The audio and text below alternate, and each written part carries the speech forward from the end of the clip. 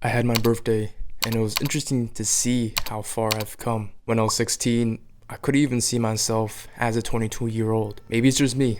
I couldn't just envision myself what I'd look like or be at when I was older. But here I am at this age where I learned a lot from others and my own mistakes. Before I get into it, remember to like the video and subscribe to the channel. But here are the 4 lessons I learned at 22 years old. The first lesson is to take your time. I've always felt like I needed to rush things whenever I speak or eat. Although I finish quickly, the quality is terrible and I just feel more anxious afterwards. And when I speak fast, I mess up a lot more. I feel more anxious for some reason, and it just becomes harder and harder for me to speak. From that time, what I learned was that I needed to slow down, speak slower. Speaking slower allowed me to convey my thoughts better, but also enunciate my words even better than before. I'm sure you can tell in some of my videos where I talk pretty fast and I just become lazy with enunciating my words. It's like I'm scared to talk or be heard by other people. So what did I do?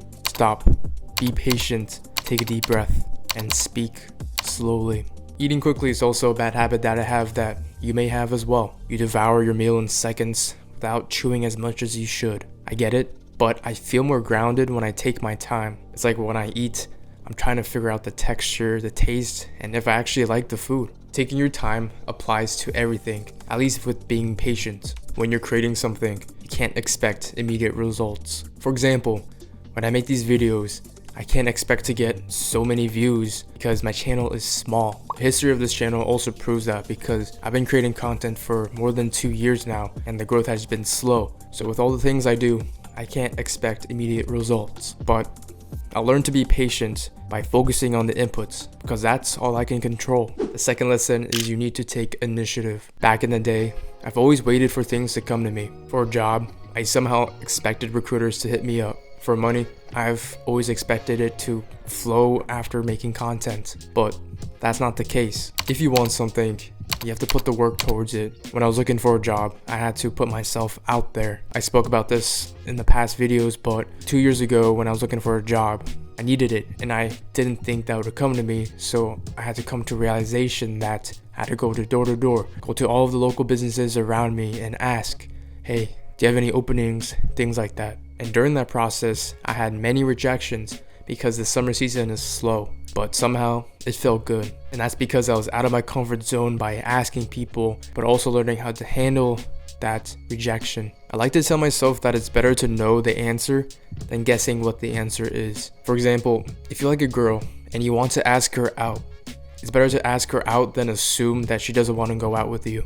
People also don't know what you need or want if you don't ask. People can't read your mind. Instead of being a lazy bum, sitting around and waiting for things to come to you, increase your inputs. Do more work for your business. Ask and apply to many jobs as you can. Get comfortable talking to women by going out every day and talking to a random woman that you see. The universe doesn't know what you want until you demonstrate it with your inputs. So, if you want something, increase your inputs. The universe might finally hear your message. The third lesson is to understand when to say yes or no. I'm sure you have people who want to spend time with you, friends, families, and loved ones, but I know you also want time to build yourself by going to the gym, exploring your hobbies, and making a business. Unfortunately, you need to know when you can say yes or no to the things that people give you. I learned it the hard way because I was split between places because I didn't want to miss out on opportunities, or I made my friends feel neglected because I didn't spend enough time with them. A couple of rules that I follow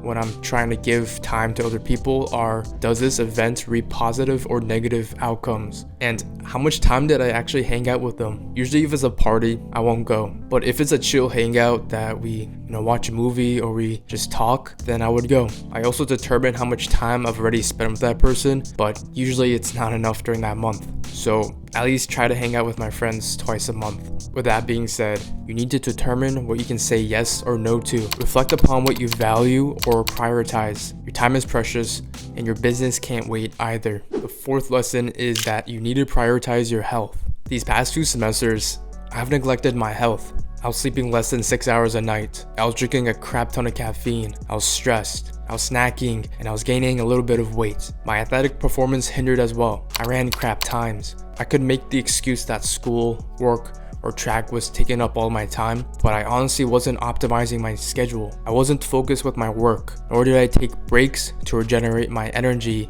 which then led me to burnout. This semester, I've been focused on my health, eating right, going to the trainers, sleeping at least 7 hours or until I wake up. I also implemented weekly movie nights with my girlfriend to help me regenerate the mental energy that I lost. If you're always tired, sluggish, and burned out, your quality of work goes down. When your quality of work sucks, that means your ability to think and focus has decreased. And when you're tired, those efficiencies require a lot more energy for you to do work, because you have to push yourself to stay focused and to stay on track. Think about it, when you have to go exercise or lift, it's easier to do that when you have enough energy. But when you have those days where you're lazy, you don't want to go out to your workout, you have to push yourself to go to the gym, and even through that workout, which requires more energy. Like when I run, if I'm tired, I have to use more energy to focus on improving my form or correcting it. And usually when I'm tired and my muscles are more sore and tight because I didn't rest well, making it more difficult for me to correct my form. But when I have a lot more energy, I can easily correct my form. I hope you learn from the lessons that I had to go through so you don't have to go through them yourself. I love you, bro. And remember to go improve it.